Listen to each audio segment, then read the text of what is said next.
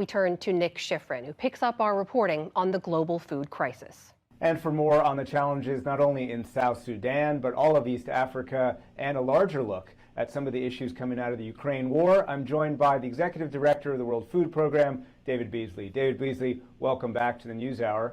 Thank you very much. We just heard in that story that WFP has less than half of the money it needs in South Sudan, and Fred reported that some people will actually go hungry at the end of the month if that money doesn't come in. How acute is that problem?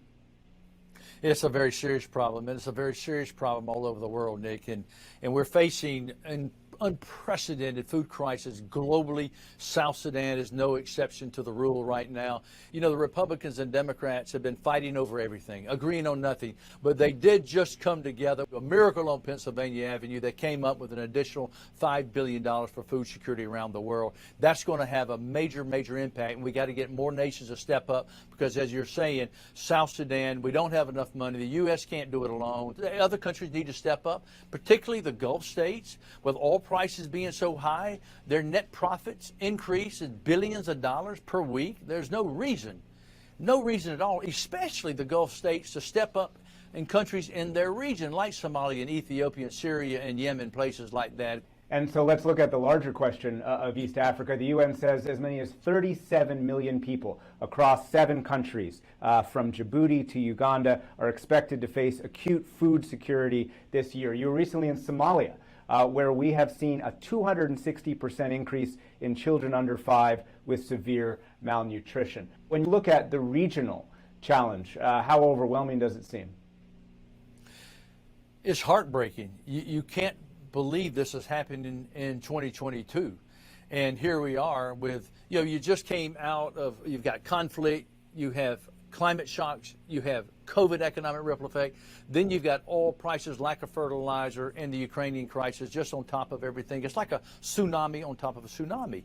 I was just in, literally the last few days, in the drought-stricken areas of Somalia, as well as northern Kenya, and as well as Ethiopia. In many of these places, Nick, their livelihood is 100% livestock, and their livestock are dying by the millions as we speak. And I literally was talking to mothers and fathers who are just heartbroken. They have no money. They have no hope. I said, what happens if the World Food Program is not there? If we don't come in with relief?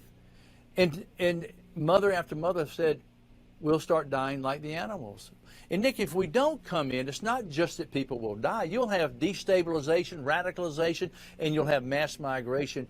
And these alone will cost 1,000 times more than coming in and helping people stabilize their lives and giving them some hope at a time like this. We're talking about failure to get some funding, especially in East Africa, but the International Rescue Committee recently pointed out the appeal for Ukraine was 85% funded. Why do you think there's such a disparity? I don't know. I know I've been fighting hard to get dollars. A starving child, I don't care where that child is, we have a moral obligation to reach that child, whether it's in Ukraine or in Somalia or Ethiopia or Guatemala or Afghanistan, because children are children. If we don't reach them, if they don't die, they'll be radicalized or they'll have limitations because of health restrictions, the wasting, the stunting that we're talking about, and the entire country pays a price, and the world pays a price for that. So we have an obligation to help children. Here's what really, really upsets you. When you think about the simple fact there's $430 trillion worth of wealth on the planet today, and that any child in the world dies from hunger, it's a disgrace on humanity. Let's zoom into Ukraine. We have seen the brave commander, the first WFP-funded ship, leave Ukraine for the northern horn of Africa, carrying 23,000 tons of wheat. Why is it the only ship so far that has left Ukraine for some of the countries that need it most? Well, there's a lot of issues involved, and we're making great progress. I've been saying it's critical to open the port to calm the markets around the world. So it's starting to happen. We've got our first ship of 23,000 metric tons that's moving forward. That will go to the Djibouti port to help feed the people in Ethiopia. That 23,000 will serve about 1.53 million people over a 30-day period. We've got another ship that'll be 7,000 metric tons hopefully be moving out next week. That'll reach over 2 million people, and that will go to Yemen. And I can tell you, all that food is needed right now, immediately and urgently, to save lives. Every day matters right now, Nick. Every single day makes a difference in the life of a child who's not getting the food that they need. Many of the ships that have left Ukraine so far were already full of food that had been ordered before the invasion. We're actually sitting there before the Russian invasion. It sounds like what you're saying is that we're about to see more ships leaving for the places that need it most.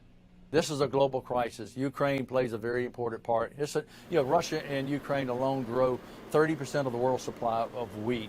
And when you consider that the droughts that we're facing around the world, you can only imagine the problems that we're going to have in harvesting for the coming year. And then you take the fertilizer crisis on top of that. You've got a perfect storm already in 2022.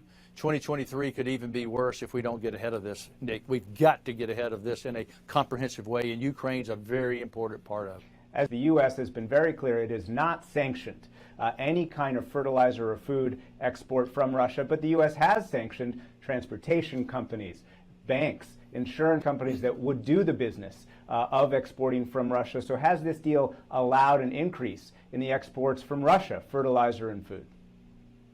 Yeah, Nick, we all have been working on that. There are a lot of nuances in there because we've been talking to the banks, insurers, and what happened in the Ukraine opening up the port has really alleviated a lot of that pressure. And I think there's breakthroughs taking place as we speak. It's not an easy process. As you can imagine, banks and transporters, shippers, as well as the insurers, are very cautious about it, regardless of what's said. And I think the United States State Department has reached out and really tried to alleviate some of those concerns so that we can address this extraordinary perfect storm globally. And it's critical that all fertilizers start moving around the world. David Beasley, Executive Director of the World Food Program, always a pleasure. Thanks very much. Thanks, Nick.